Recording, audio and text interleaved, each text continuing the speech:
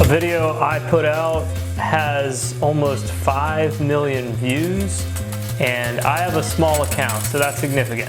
That's what today's topic is. Hi guys, my name is Scott and I own a video production company, and recently I put out a video and it has almost 5 million views. And so I'm gonna break down kind of what it was about, and I want to kind of give some background on why I did this video. And so let's start off with the numbers themselves. I posted this video to 3 different platforms. The video is about 40 seconds long, and it started as an Instagram reel. And then I basically transferred that over to TikTok, and I also posted it to YouTube Shorts.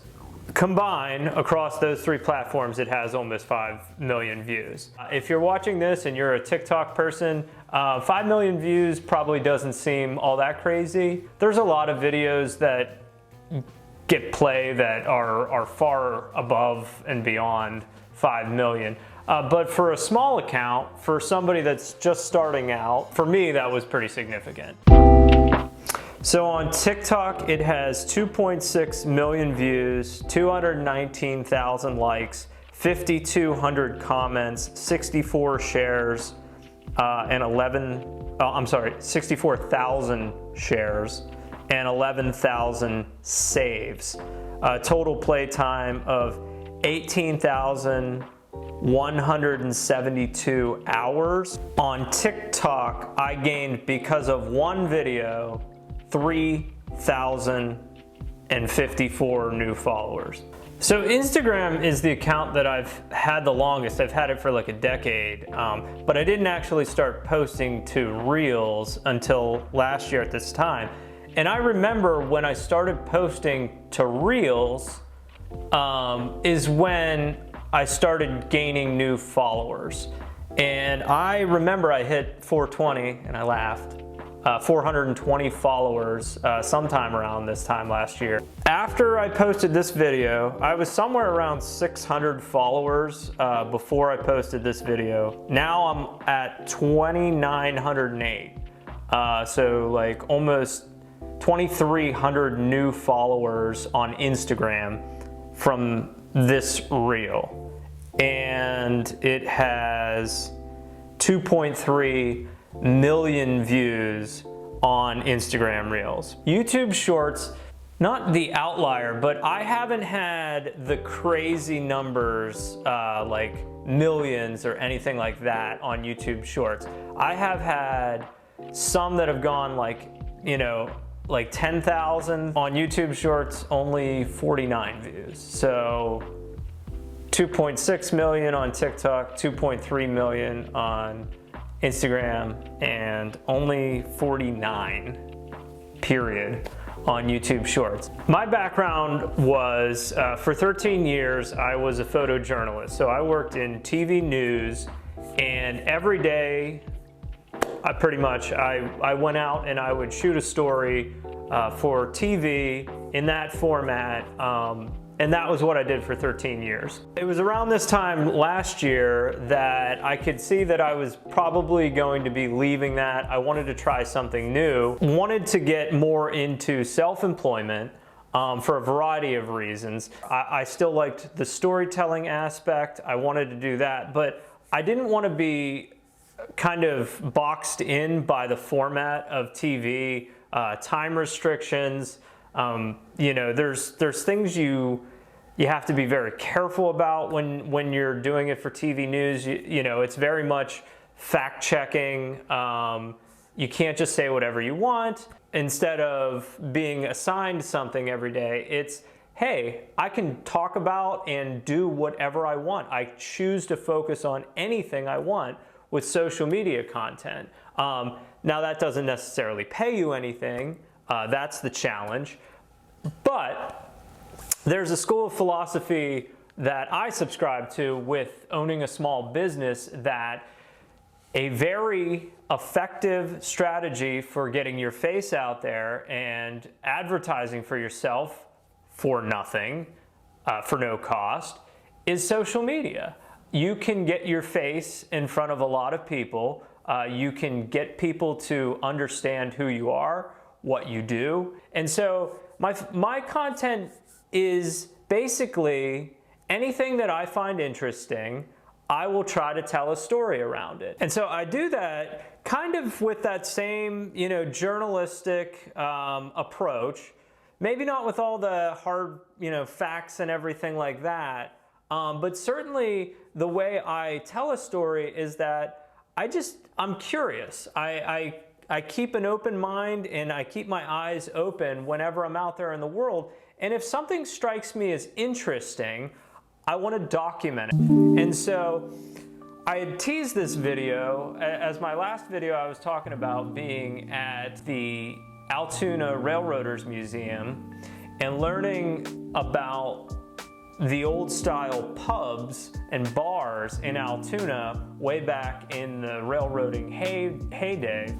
There was a description on a placard that said that the bars were filled with smoke, and if you chewed tobacco, you could just spit into a water trough that ran along the bottom of the bar. I just happened to walk into the U.S. Hotel out in Hollidaysburg, Pennsylvania, the very next day. I was having lunch with my wife and daughter, and it's an old historic bar. I think it has a historical designation.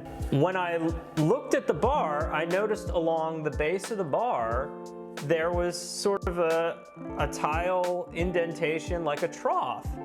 And I said to April, my wife, I said, God, that looks like exactly what they were talking about on the placard at the Altoona Railroaders Museum. And I asked the bartender about it. And he said, yes, that's what it was. It was a water spittoon that basically flowed along the base of the bar. He turned it on, and I just got out my cell phone real quick. And I was like, this is very interesting to me. Maybe somebody else would find it interesting. So all I did was I just took a quick video with my cell phone. I shot vertically so that it was formatted for Instagram Reel. I was picturing this would be something interesting I could put into an Instagram Reel. And I focused on the water that was coming out, and what I knew I would probably do is use titles to kind of steer what we were talking about. That's a very common, effective way to present some information these days on social media. I first started on Instagram Reels about a year ago, posting things. And in that year, I've studied a lot of the gurus and what they say you're supposed to be doing in order to maximize the reach, maximize the number of eyeballs that you get. What I did was I asked the question at the beginning of the reel. I asked the question, do you know what this is? And it seemed to be an effective hook. Within the last couple months, I've been pretty good about, if I create an Instagram reel, I'm posting almost the identical thing to TikTok and YouTube Shorts. And, I would say that from taking the same exact type of video and almost, as closely as possible, I try to keep the description for the video similar. YouTube Shorts, the one real interesting or limiting thing that I've discovered, or that people probably know, is the description's only like 100 characters. The other platforms you can basically write indefinitely, and YouTube Shorts is very short about their descriptions. So I would say there's been some alignment between what is a successful video on TikTok and what is a successful video on Instagram. I've had sort of okay success on YouTube Shorts, but I would say that out of those three platforms, that's the one that doesn't seem to always, rocket up with the view count. I don't know what the definition of viral is or whatever, But I would say that for me, something that has millions of views is significant. One, because that's my goal, is eyeballs on the content. I like to present something interesting to the world, something entertaining, and it's nice to feel that sort of affirmation that what I thought was interesting also resonated with a lot of other people out there. It's almost like being in a casino and the quarters just keep coming out of the machine when you're refreshing your Instagram or TikTok feed, and literally it says like every 2 seconds, new like, and then like new follower. There's kind of a rush when it gets sucked up into the algorithm. There's sort of this onslaught of likes, comments, and new followers. There's value in it for me as a small business. I get to have some people discover me. But there's also the danger of, I think my wife probably noticed an increase in my screen time those weeks that it was going wild, and you have to keep yourself in check about something like that. The other thing that you have to be careful about is these new people that are now following me. Not all my content is going to be exactly like that video that I put out. So the question will be, can you sustain? Can you keep people around? Or was that an outlier? I'm pretty random. If you look at all my content, it might feel pretty random, but I would argue that what I'm doing is, much like when I was a journalist, the topics can be all over the map.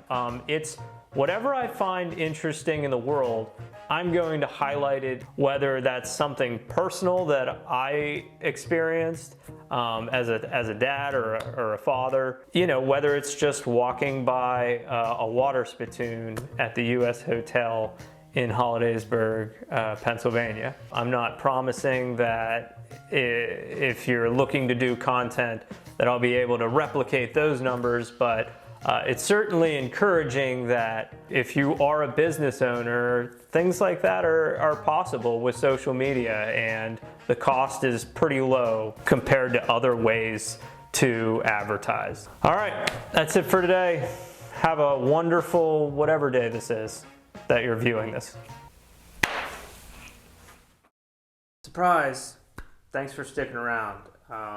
As an adult, the magic is few and far between, and so I like Easter eggs, I like little surprises, and so as a thank you for sticking around to the end, here's a chance to win $10.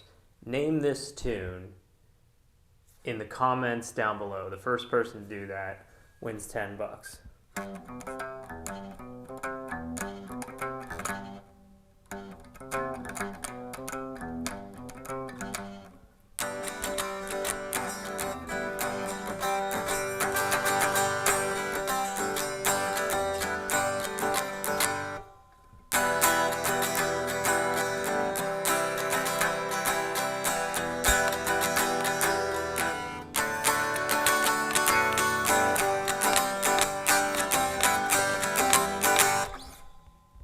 Thank you.